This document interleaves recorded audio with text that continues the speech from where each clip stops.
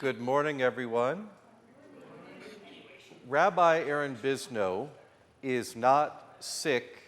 He is not in town. He's in Chicago.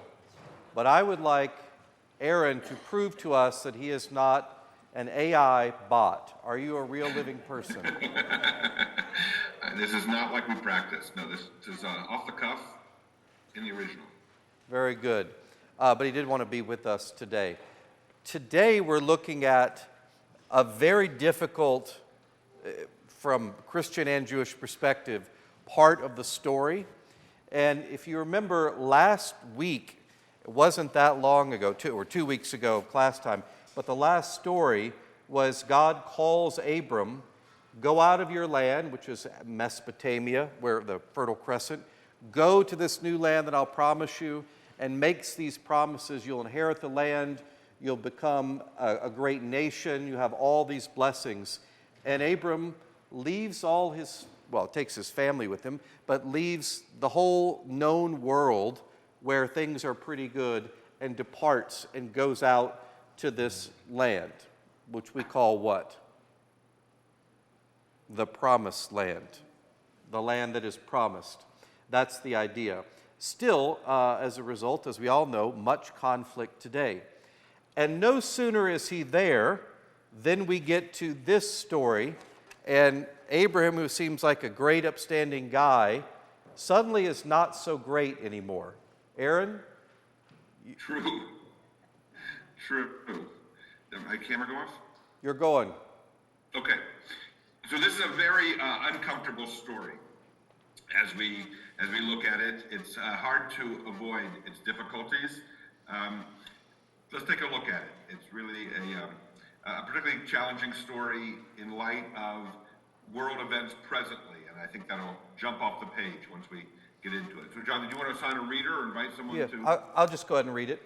Right. Now, this is Genesis chapter 12, 10 through 20. 1 through 9 was the calling Abram to go to the promised land. Now there was a famine in the land, so Abram went down to Egypt to reside there as an alien, for the famine was severe in the land. When he was about to enter Egypt, he said to his wife Sarah, I know well that you are a woman beautiful in appearance, and when the Egyptians see you, they will say, this is his wife. Then they will kill me, but they will let you live. Say you are my sister, so that it may go well with me because of you, and then my life may be spared on your account. When Abram entered Egypt, the Egyptians saw that the woman was very beautiful. When the officials of Pharaoh saw her, they praised her to Pharaoh, and the woman was taken into Pharaoh's house. And for her sake he dealt well with Abram, and he had sheep, oxen, male donkeys, male and female slave, female donkeys, and camels. But the Lord afflicted Pharaoh and his house with great plagues, because of Sarah, Abram's wife. So Pharaoh called Abram and said, What is this that you have done to me? Why did you not tell me she was your wife? Why did you say she is my sister, so that I took her for my wife? Now then, here is your wife, take her and be gone. And Pharaoh gave his men orders concerning him, and they sent him on the way with his wife and all that he had. That would be very easy to modernize, but it would be PG-13 at least if I told it that way. Aaron? So what jumps off the page in this story for you all? It's a difficult story, is it not? What's the biggest problem we have? We have a few. Want to share with us, anyone? What's this story essentially describing? Abraham does, and as a result, Sarah experiences? Maybe it's not so obvious, Nancy. I guess I can sort of see why Abram said, tell him that you're my sister, because otherwise they'll kill me.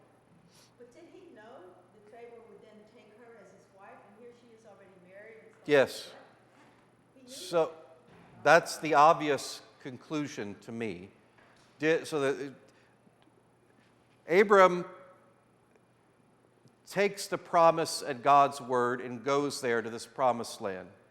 And remember, how old is Abraham at this point in the story?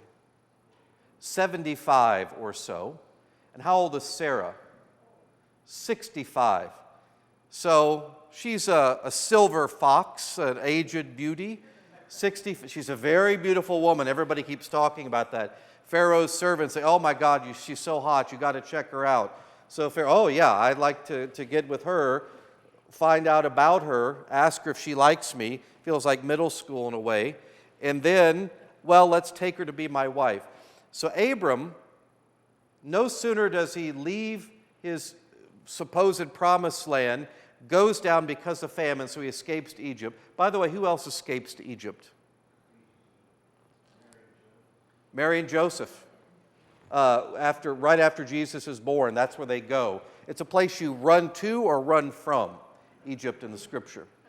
And so Abram tells Sarah, could you imagine having this conversation with your spouse?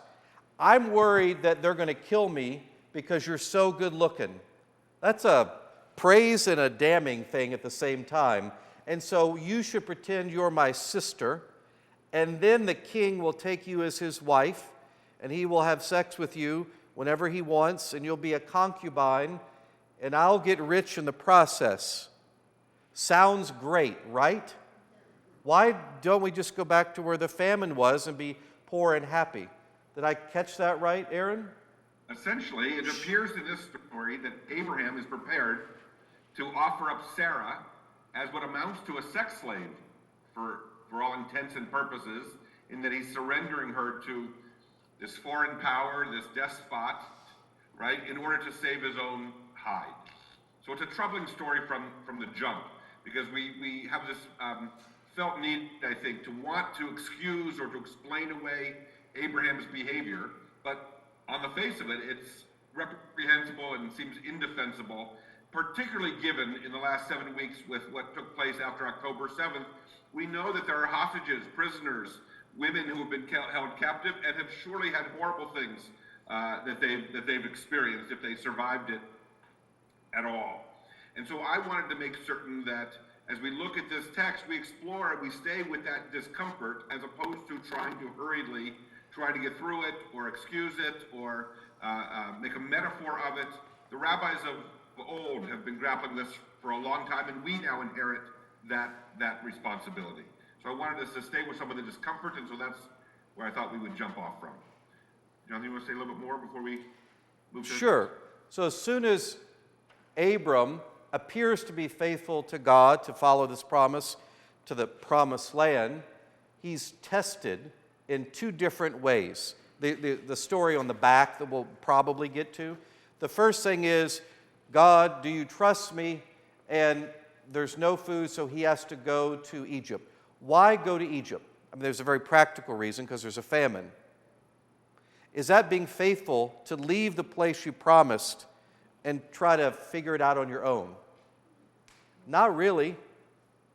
And do you trust God to take care of you if you're going to go to this foreign land? Or do you pull this crazy scheme to sell off your wife temporarily? That's not really faith either. And then it's not technically blood money, but it'd feel really weird to get all those camels and sheep and slaves because your wife is being used that way. It's basically bought, like it's paid for. All these things do not show trust or faith in God's promises. Charles? Say that again? Were these things gifts from the Pharaoh? By all accounts, yes. Is that how the rabbis have read it in the past? Yes. All these male and female camels or donkeys, basically in our day, it'd be lots and lots of money and probably land and influence. He's given all these things. Wow, your sister's really great. Thanks. Here's some more money. Gross. That's how he's not being faithful. So it seems. Well, it seems that way because it is that way. I can come up with no good interpretation of this. Can you, Aaron? Other than he's very human. Right. I mean, when John and I were discussing this, I was suggesting that there are many ways to read a particular text. And so we could, as ethnographers or evolutionary anthropologists, to look at what the nature of marriage was, or what the nature of male-female dynamics were in that world. But no, there's no good way for us to square Abraham's behavior or what he asks of Sarah with the idealized version we want of him. It's a really difficult, troubling story, and we shouldn't gloss over it too quickly to satisfy the idea that the ancient rabbis had that this was, in fact, an act of faith, because Abraham had to trust in God that in spite of turning Sarah over to the Pharaoh, she would be returned to him unharmed. That seems a little bit of a stretch. He's lucky to get her back alive. So it seems to be a story where Abraham's faith is less than certain or abandons him. And just as a reminder, who is Abraham within the Jewish tradition? Some random, far-off, tangential figure? Who is he, Aaron? He's considered the first Jew, the first monotheist, the one who followed God's charge to leave his home and to be numerous and prosper, and he's the father of Judaism. The father of Judaism, we'd also say Christianity and Islam with that line, which, oh my gosh, I don't like that family tree at all. That's pretty terrible, what some of our ancestors did. Let me raise a fine point here on this. So the land that was promised by God is not perfect. And ask again, what are the promises that God made to Abram? You will become a great nation. I will bless you and bless nations through you. Magnify your name. Your descendants will populate the earth, and you'll have this land. Lots of related promises there. So how does leaving the land and giving up your wife, presumably she'd be the one who would be giving you all these children, that's, again, absurd to me. Am I misreading that, Aaron? No, you got it. Okay. You got it. That's where the idea of faith comes, right, in the face of absurdity. But yes, it's a promise that doesn't seem to be able to be fulfilled given the circumstance they find themselves in. Here's another weird part of the story. So through Abraham and his descendants, other nations will be blessed. And through Abraham and his descendants, other nations will be cursed. What do I mean by that? I think it's somewhat mechanical or transactional idea of faith, and so it's a very old story, remember that. When Abraham is faithful, people are blessed around him. When he is not faithful, fearful, the result is a curse, a non-blessing, an anti-blessing. And so when Abraham is not faithful and gives up his wife as a concubine, what happens in the story? Is it justice? Is it fair? Abram gets rich. Pharaoh gets diseases. And not just Pharaoh. This is not something penicillin can cure, by the way. Pharaoh and his whole household get diseases. And so why are those punished who didn't do anything wrong? Isn't that odd? They didn't know they did anything wrong. Here's an even weirder thing. If you pretend you're my sister, they won't kill me. So which is worse, adultery or murder? In that scenario. Think of Abraham's mindset and Pharaoh's mindset. Because it is quite biblical. King David did this, as I recall. Oh, that woman is so hot, I don't think I'll have relations with her because that would be wrong. But let me find her husband, and I'll put him up in the front lines and get him killed, and then she can be mine. So murder is okay, but adultery is not. There's this weird dynamic that also exists in this story. And so the diseases, we don't know what those are. What did the rabbis say about that? Anything? No. They don't go into detail. Diseases. How does Pharaoh figure this out? I don't know. Are there any rabbis on this? What are some? So these are good guesses. Maybe God in a dream told Pharaoh. Maybe the women of the concubines talked and said, do you know she's really married to that dude, Abram, that's coming here getting all these camels, and somebody went and tattletaled, which would be, get a reward, that's very likely, it seems to me. Somebody, a guard knew. Somebody had to hear a story and look to get a kickback for, sharing this information. Probably something like that. And so maybe Pharaoh knew, or maybe Pharaoh consulted the sages, the wisdom, the doctors, whatever, and decides this is what's wrong, and then seeks to address that. Is Pharaoh's reaction fair, overdone, underdone? I think he's unbelievably lenient. I mean, for goodness sakes, he's the king. Like, absolute, thank you for sharing your opinion. I will tell you what you will think and do. That's how Pharaoh operates.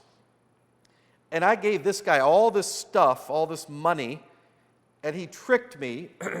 And now I've got diseases, and all my friends and family have diseases because I've been sleeping with his wife. You kill that guy, don't you? You take all his stuff, you strip him naked, you run him out of town, tarred and feathered. You humiliate him because he has humiliated you in multiple ways. That's not what Pharaoh does at all, which is honestly bizarre to me. How does that strike you, Aaron? It's true. When you phrase it that way, that's right. It's a bizarre response. So right? Pharaoh is the kind, generous, lenient one, not Abram in the story. The Jew, the bad guy, who much later, Pharaoh is like the ultimate bad guy to the Jews. Is that fair to say? Yes. The one that was to destroy them all. Lots of people want to destroy the Jews all the time, but that was the Exodus story. So Pharaoh, take all your stuff and leave. Take your wife and leave. Then what happens in the story? That's it. The end. So how did Sarah make out in this deal?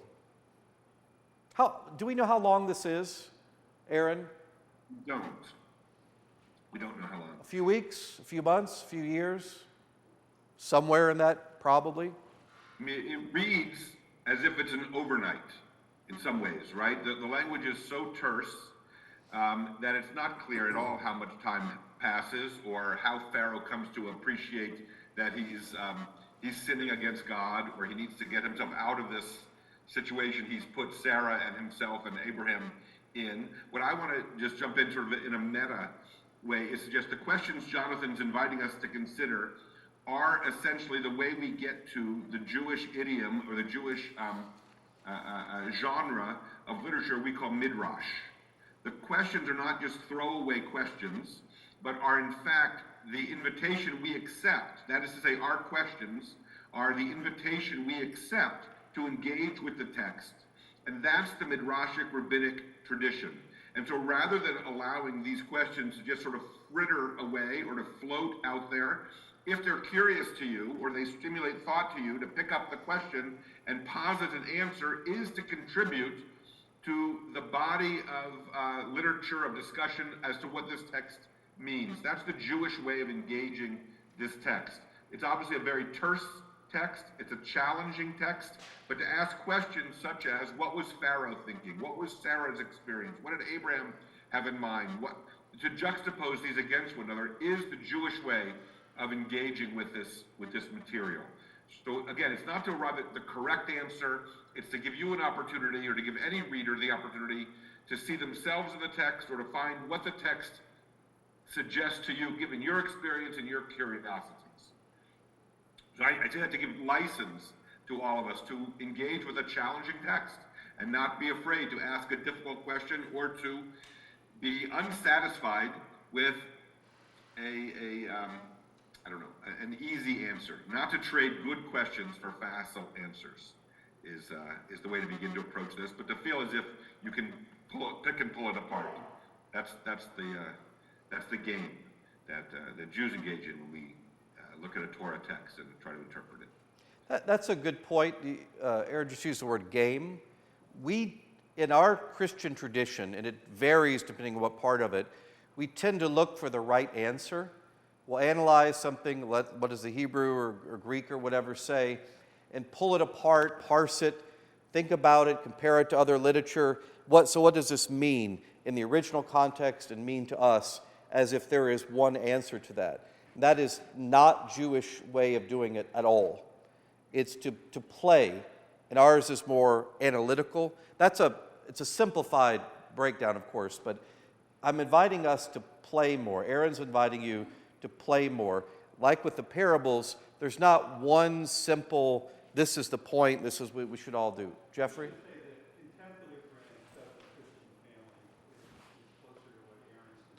Yes.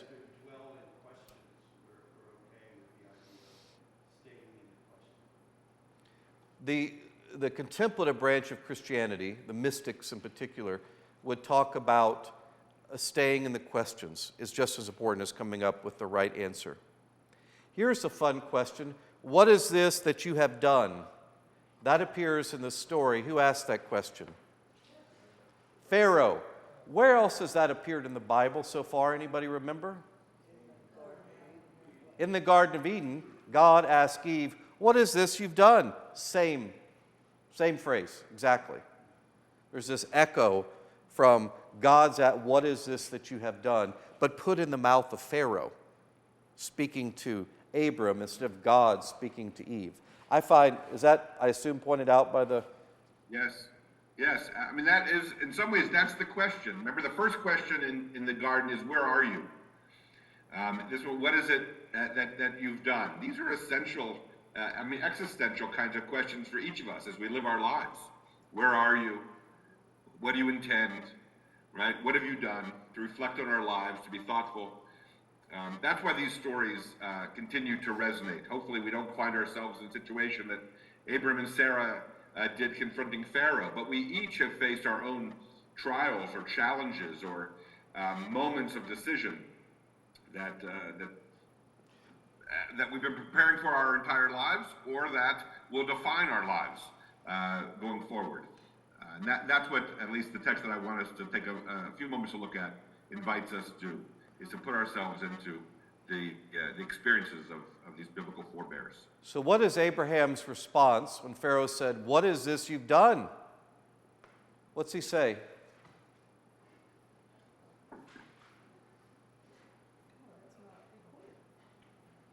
Nothing. Whole lot of nothing. Think of, now don't say, what is something that you have been caught a lie doing that's embarrassing, it's humiliating, your parents caught you outright, you were doing, your hand was in the cookie jar, no it wasn't, yet you have crumbs on your face, I see it. When have you been caught like that, and what is your response? Why are you doing this? I'm not. What? No. It's not, it's my brother or something. That's a normal response. Or you just shut up. You are completely busted. You can't even lie because you're so far in it. And your mom knows. It's absolutely guaranteed. You can't talk your way out of it. And Pharaoh has caught Abram. And Abram's only response is nothing. Absolutely nothing. I find that so human. That's what I think would happen. So then you get the lecture from Dad, Pharaoh. What have you done? Are you crazy? Did you not realize what could have happened and already what did happen? Take your stuff and get out. I'm sick of you. I don't ever see you again. Where did that also happen earlier in the Genesis story? Eden. You messed up royally when you're supposed to be in this land of overflowing fertile crescent and so on. Get out, take your crap, and go. I don't want to see you again. Well, that's not what God says. But get out of here. And then what's the result of being out of Eden for Adam and Eve? He's got to work for a living. Life's going to be really hard. You're going to suffer pain. Here's a good example of that. They go to the promised land, there's famine. It's not a land, a natural garden just blooming everything for them to eat. Life is really, really hard. Where's that milk and honey you told me about? Where's the milk and honey, God? It's kind of God's fault. I could easily see Abram being the kid and God the parent thing again. Well, you told me this was going to happen. Sarah's 65 years old. We're not getting any younger. And they're bad people in the land. And it's a famine. And now I've got to go here and there's Pharaoh and he's going to kill me. I'm totally justified in selling my wife as a sex slave.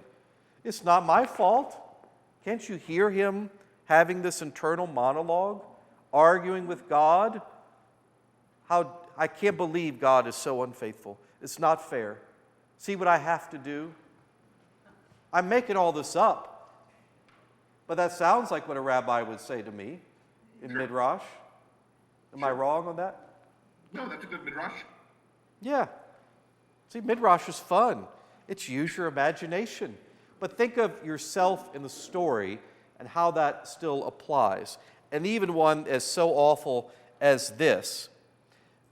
So, if I can, please. Jonathan, it could be more even prosaic. What was the conversation between Abraham and Sarah as he came to realize what was going to be necessary in his mind? Or how do you bring that up? Right, you have to make that up, right? But you interpolate, read that into the story as you imagine it. What was the conversation? What was the conversation as he sent her on her way to Pharaoh? And what was their conversation as she returned to him? Right? What was the text I have for you? What was going on in her mind, or what was happening while she was away from him in Pharaoh's home, or in Pharaoh's bed, or at his hands, or those of his minions, what have you? That's what Midrash. What is the conversation Abraham and Sarah had for him to suggest to her? Because clearly this is his idea, not hers. How do you bring that up? Hey, you in a good mood today? Wow, your hair looks great. I got this idea. We really need to talk. How do you go from you here to you're going to be a sex slave, and you bring the flowers first? Sure, I guess. I don't know how that happens. Go ahead. No. Go ahead, John. What's even the other question Aaron asked? What's even more complicated? After Sarah is returned to Abram, what do you say? And what is their relationship like thereafter? Is this not like, I had a one-time slip-up, honey? No, you sold me out to protect yourself. And your job in that culture is supposed to care for her, to protect her, to provide for her. Complete failure in everything. He gave up all that to protect himself. So what's their future relationship going to be? And what happens not too long from now? We finally have a son like this miracle baby, and you tried to kill him? What are those conversations like at night between Abraham and Sarah? Right. I'm thinking that on the way up the mountain, when Abraham is taking Isaac for his would-be sacrifice, there's an exchange of dialogue between them, and it's parsed by the rabbis, and it's actually very interesting. They sort of deconstruct their conversation on the way up the mountain. But after Abraham puts Isaac on the altar to be sacrificed, and then the ram, and his hand is stayed, and he's not sacrificed, on their return down the mountain, there's no conversation, and in point of fact, Abraham and Isaac have no recorded conversation thereafter in the text at all. Now, we know about estrangements in families, or we know about silences that can take place within a couple, or between parents and children, but it's for us to fill in what that would be about, so that we don't simply take the story simply at face value. Someone said about the questions, the poet Rainier Maria Rilke says that we should love the questions themselves and live long into the answers. That we shouldn't be so quick to give up the questions, or to give up the struggle, or to satisfy ourselves with some pat conclusion, but to continue to wrestle with these stories in the same way as we wrestle with decisions in our lives. Some decisions we made, we're satisfied, they were done, but others continue to reverberate. And that's how we're invited to see ourselves and bring our own experiences to that of Abraham and Sarah, and to then derive some meaning or some encouragement, perhaps, by what we experience, what we watch or observe them experience in their moments of trial and what we can glean from that as well. So it's in both directions. But we shouldn't be too quick or satisfied to rely on something simple or facile. We know that life is complicated. Relationships are. Aaron, or go ahead, Margaret.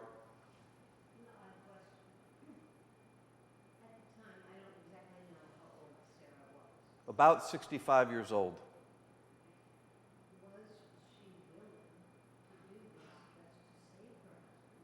What, great question. Was Sarah willing to do this just to save her husband? She being 65, probably knows that being with Pharaoh, there aren't going to be any issues happening. Well, presumably she won't get pregnant. That's reasonable. Was she willing? I mean, I don't know. I mean, there's the other side of it. It's a great question. Was she willing to sacrifice to save her husband? It's a great question. Loved him enough that this was like she could forget it. I mean, it's a very normal thing that a parent would sacrifice to save her child. A husband or wife is close to that, not quite the same. Sue?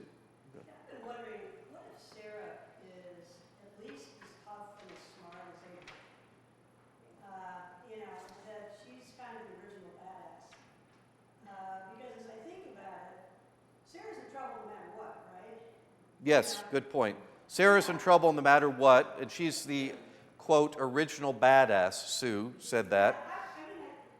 I hate to think that all of our religions descend upon like somebody who's completely compliant and wimp, and this person, the guy just seems off the rails half the time.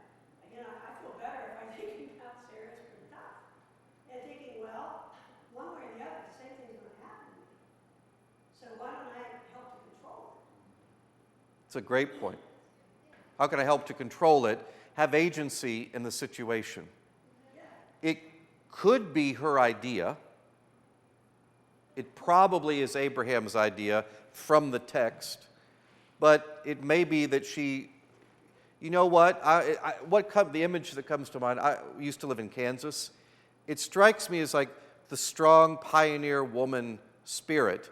You had to make do with whatever you had and make a life where there is no life to be had. So everything is very hard work.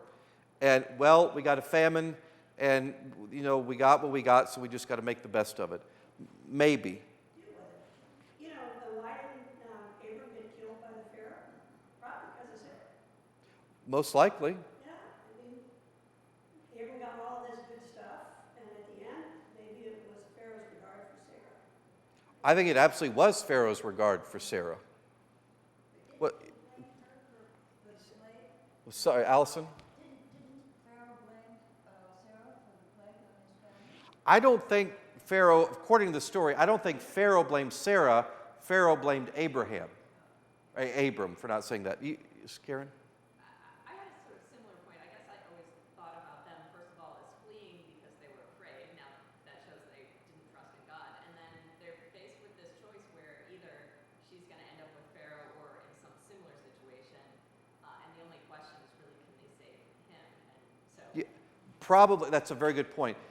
Most likely, if Pharaoh, again, the absolute monarch, decides, I want this woman, that's what's going to happen, I'll just kill the husband. So it very well may be the case, I'm going to end up as Pharaoh's sex slave no matter what, and at least maybe he can survive, because that's a really interesting argument.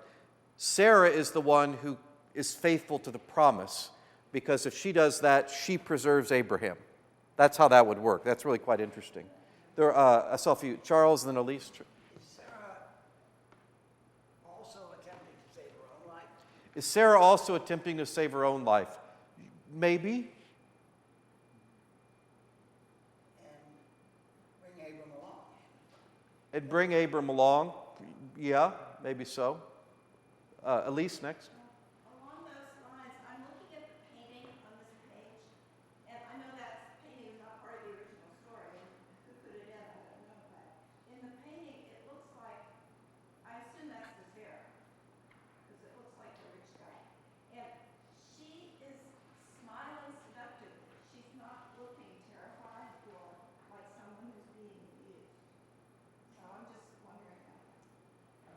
That's a fantastic point.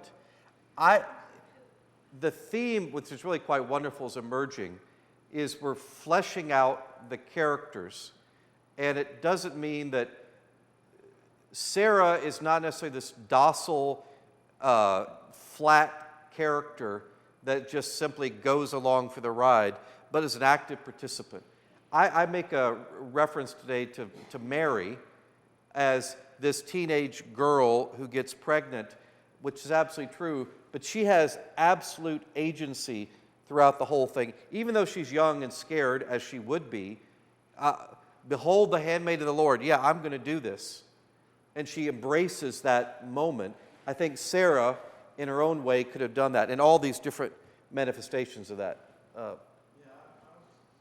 think that Pharaoh is generous, what we think is a generous Abraham, because he's afraid of him.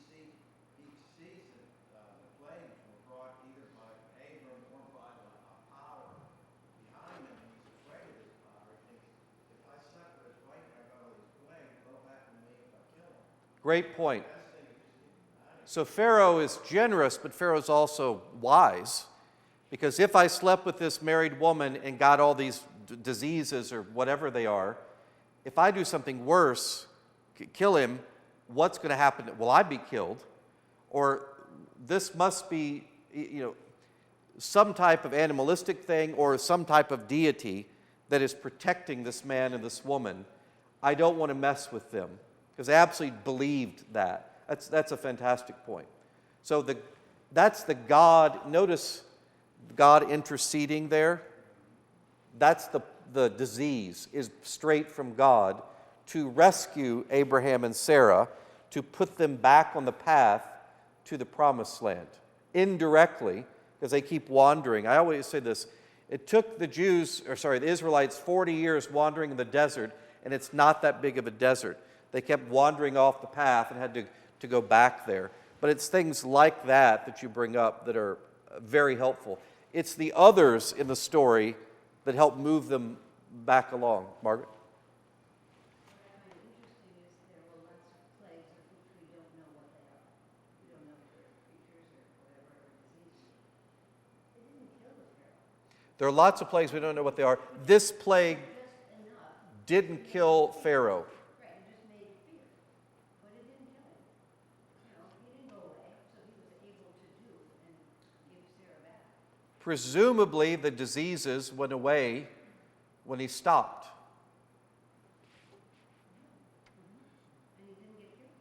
And he didn't get killed. And so what if I lost some donkeys and camels? I got my health back and I'm not dead and I'm rid of this problem. What happens later, much later, when you got, instead of just Abraham and Sarah, a whole bunch of Israelites or Jews with Pharaoh, and they're not let go, and so there are how many plagues, Aaron? 10. 10 plagues. Name off some of these plagues. Frogs, locust, blood, boils. I mean, these are not like, huh? Not COVID, that's not one of the 10. You'd say that's 11 or 12. But those are not a plague of frogs. No, that's really annoying. Locusts, they'll eat all your stuff. But these are not wipe everybody out all at once. These are not increasingly, but significantly more warnings. Okay, it's got a little worse, little worse, a little worse. What's the final one? The death of the firstborn. Death of the firstborn. I really mean it this time, ramping up, unless you let my people go. So this has it's not an exact parallel, but again, this early story with Abraham, Sarah, and Pharaoh is very much in line with the later, with who's the leader at the time? With the Israelites captive in Israel, escaping? Moses. So Moses leading the Israelites out in the Exodus, which is their foundational so-called root experience that forms them as a people. Deliverance, who delivers them? God, not just some random person. God delivers Abraham and Sarah in the story through this disease from Pharaoh, and then later God delivers all the people, led by Moses, through these 10 plagues, ultimately the Passover, killing of the firstborn, in which they escape, they run away, and then Pharaoh doesn't say, thank God they're gone. What does he do instead later with Moses? Oh, let's get them. Let's kill them all. And then they chase them. They go through the Red Sea. It parts. I remember this Hebrew from 30 years ago. Shiru li Yahweh ki ga'og suswarokavo ramavayam. Wow. Yeah, I don't know where that came from. The horse and rider he has thrown into the sea. So it's a song of triumph, basically. They escape, and then Pharaoh's all his armies wiped out. So the worldly powers are destroyed there. That hasn't happened yet, but we're back at the very beginning. But those are written that way on purpose, that there is a combination there. Other thoughts, questions? Allison? I think getting to Sue's point, Sarah is a good deal stronger than she's given credit for. When she gets the news that she's having a baby, that famous line, Sarah laughed. Yes, Sarah is stronger than she's given credit. And she's not in the room, so Abraham gets the message, Sarah's going to have a baby. And remember, this is a 65-year-old woman with her 75-year-old husband. I'm thinking Natalie and I are, well, she's much younger than I am, I'll say that, but I'm 52. I don't want to have a baby right now. Oh my God, I don't have the energy for that. I can't imagine being 75 and trying to run after a kid and being up all night, and I don't want it. That's the life that they just entered. And she hears the news from the other room, and her response is to start laughing, which is the most, I would say, one of my 3 or 4 favorite lines in the Bible. She laughs in the face of this crazy news.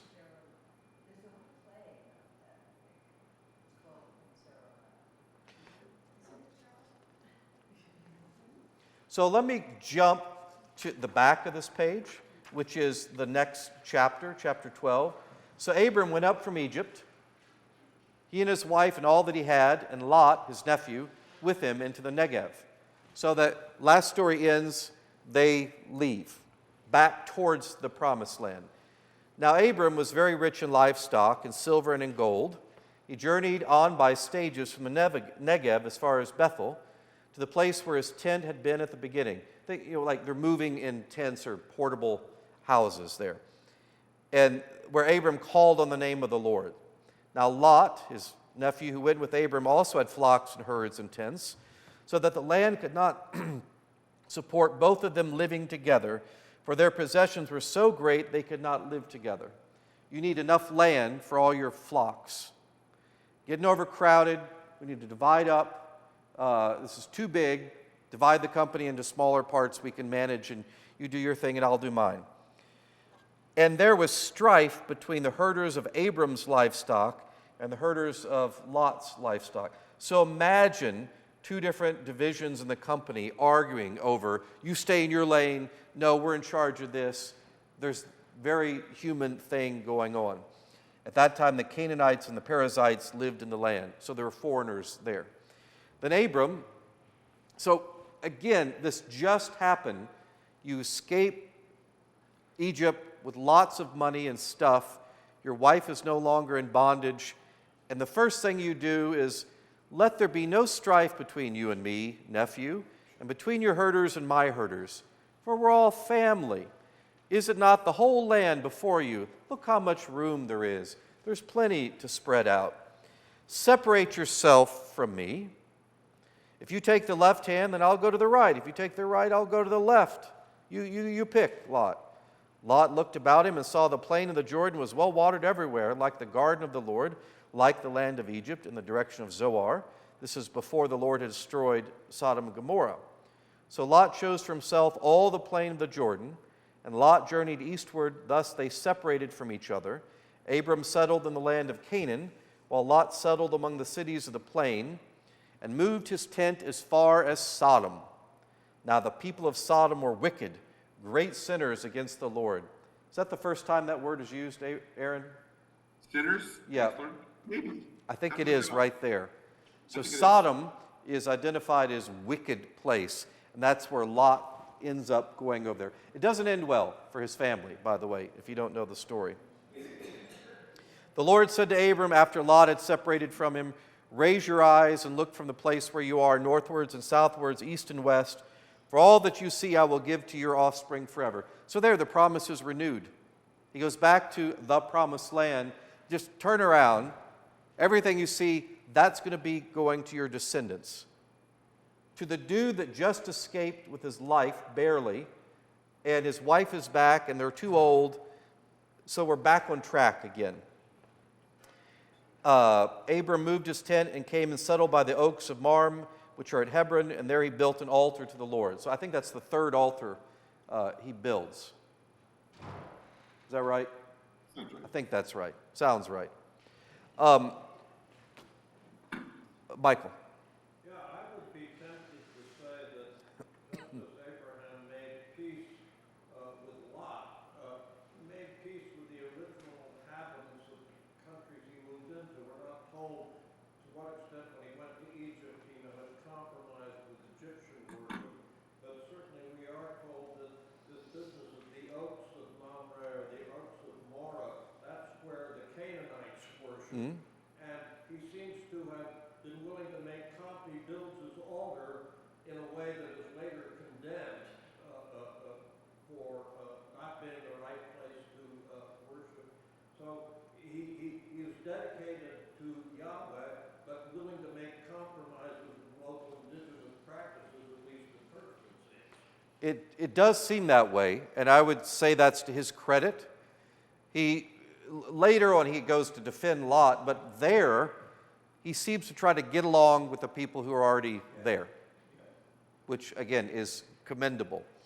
So he doesn't say, "Aha, God has promised all this to me, therefore you shall get out, or I shall smite you, kill you, drive you." No, well, you can live there too. There's enough room. That's the point he just made to Lot. He has no power to do that at this point. He has not much power. He's got a lot of money, but he doesn't have an army.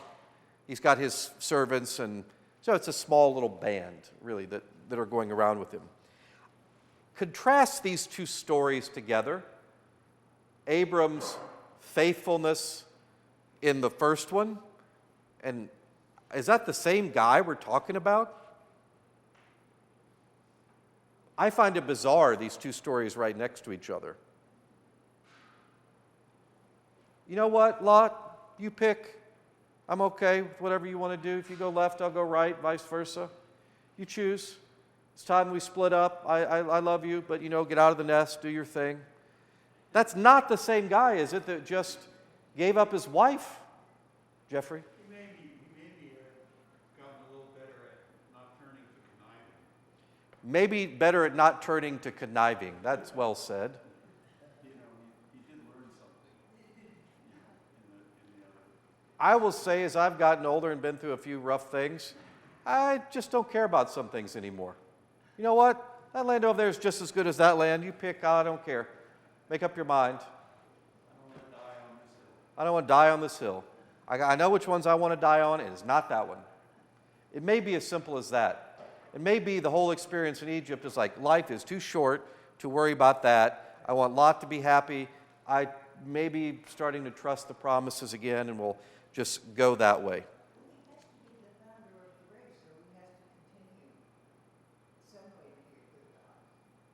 If he's going to be the founder of the race, he has to continue to what?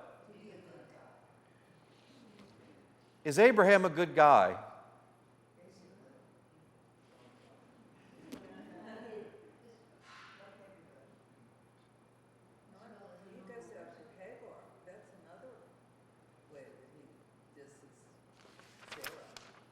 Yeah, he's not, I would say, respectful to Sarah very much.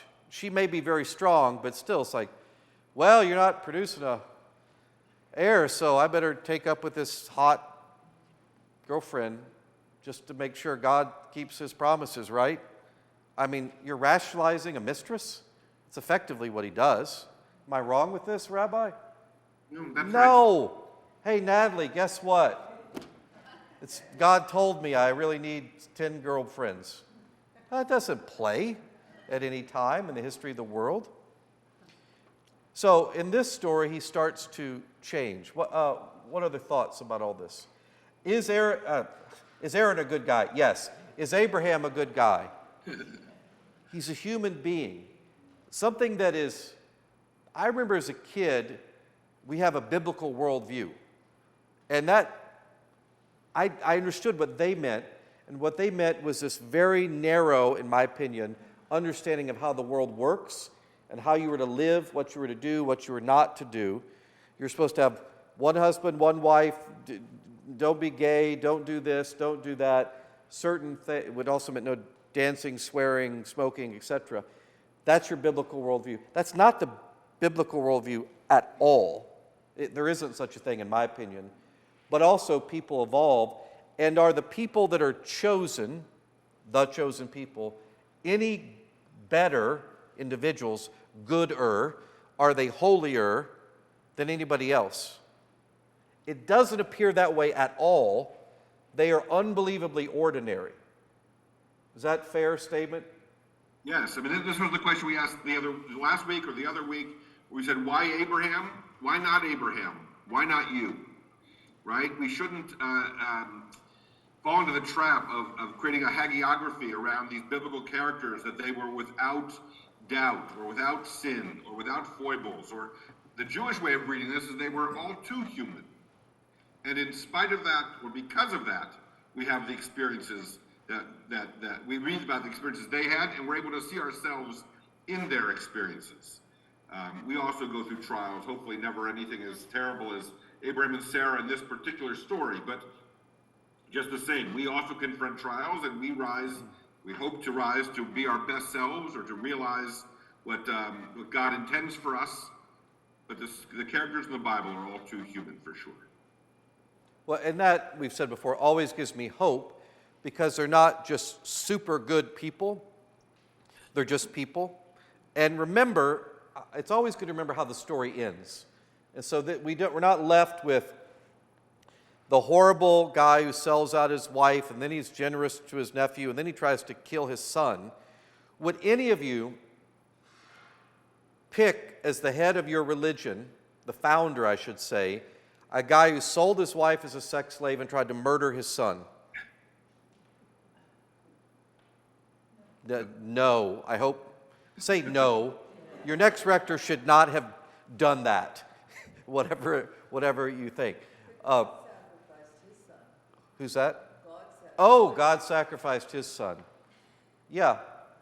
Well, I guarantee you we wouldn't call God as rector of Calvary Church either.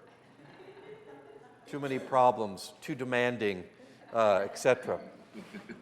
But think of that it could be anybody, it could be you. And how the story continues, lots and lots of times they're fearful, they're not faithful, they mess up over and over. And I would say more often than not that they get it right, but they keep trying. And the whole point of the story, even though Abraham and Sarah are often not faithful, who is? God is. That's the story. A covenant is not a contract. A covenant is unbreakable. I'm never going to destroy the world anymore. Here's a rainbow to show that. You're my people, and here's what I ask of you. And act this way, live this way. Even if you don't do it, here's still what I'm going to do. That happens over and over and over. All the prophets, the so-called major and minor prophets, all these stories are ways of living that out. God is faithful, people aren't, and people being called back to this covenant relationship. Allison? The fact that Abraham is not perfect, doesn't that make God's faithfulness and forgiveness much more important? Yes. Does Abraham's lack of faith, his humanity, is another way to say it, make God's forgiveness, love, faithfulness more important, more credible, more amazing? That's the idea of grace, by the way, that we have not earned anything, that despite our shortcomings, our sin, that God still loves us, still calls us to be in a relationship. That's the point. And that's a Christian Jewish idea that's pretty consistent with one another. Margaret? I'm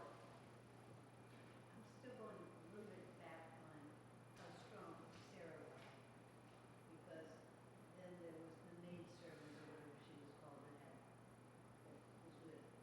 Hagar, yeah. Hagar. And maybe she gave him permission to do that. I mean, she loved him enough that she wanted to do God's will. They were going to have another kid, but she couldn't have him. So maybe she gave him permission, and he wasn't as bad as we thought he was. Maybe we'll get to that later of Sarah giving permission to Abraham to be with Hagar, or her servant basically, so he could have an heir.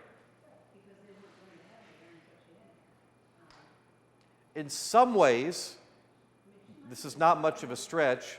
It's essentially a surrogate mother that is being asked in the way that they could do that. Because he's still the dad, and then she would effectively become the mom of that situation. And the line goes on. That's all right. So thank you very much. We'll meet next week, and Aaron will be back in person.